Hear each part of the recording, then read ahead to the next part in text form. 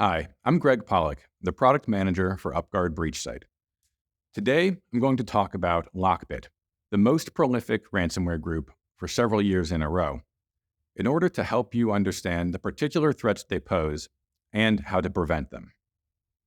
In the recent past, another group known as CLOP has taken center stage by exploiting a zero-day vulnerability in the MoveIt transfer appliance. Over the long haul, however, Lockbit has consistently announced more ransom victims than them. In fact, Lockbit consistently ransoms about twice as many victims as any other ransomware group. Those differences in output can be explained by looking at each group's overall strategies.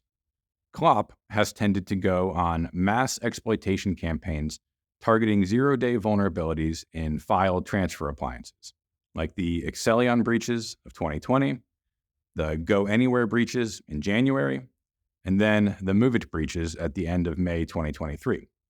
During these campaigns, they rapidly collected large amounts of data and then slowly released the names of their victims to extort them with the threat of releasing that data. This pattern of zero-day exploitation makes their activity difficult to predict, as the vulnerabilities are unknown until after the fact. Lockbit, on the other hand, maintains their steady cadence by using tactics, techniques, and procedures that are tried and true. They target known vulnerabilities, utilize compromised credentials, exploit exposed RDP services, and run phishing campaigns.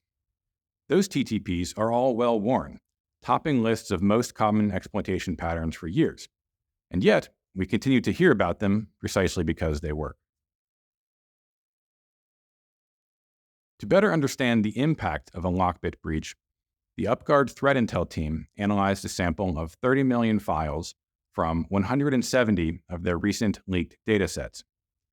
Knowing what kinds of data are likely to be in a breach can help you anticipate and prepare for the potential impacts if it happens to you or one of your third-party vendors. Looking at the number of files in these 170 breaches, the figures vary widely. The median data breach contains 75,000 files, while the smallest collection has only 47 files, and the largest has 2.5 million. That variance highlights that knowing whether a company has had a breach is just the beginning. We really need to know more about the data inside. Digging a little deeper into those files, we looked for the most common directory names. The top results were the C drive, users, desktop, and administrator, underscoring that the tactics mentioned before usually yield breaches of Windows systems. The file extensions further corroborate that these are systems with collections of business documents, as the datasets contained millions of PDFs, Word files, and spreadsheets. Finally, frequency analysis of the names of directories across the whole collection of leaked data gives us a sense of what those files are about. Despite the variety of companies present in the dataset, patterns emerge of file paths naming finance, accounting, and HR. The most common directory names also included system directories like user, uploads, and desktop, indicating how often these stolen datasets are coming straight from individuals' workstations. They contain not just those individuals' business documents, but all the other stuff people wind up storing on their work computers.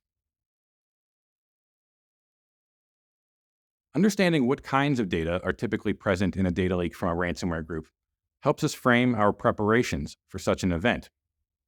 To model what a Lockbit breach at a vendor would look like, you can consider not only what kinds of information you share with them, but also specifically what kinds of business documents, like invoices and contracts, have been exchanged and may be residing on a worker's computer.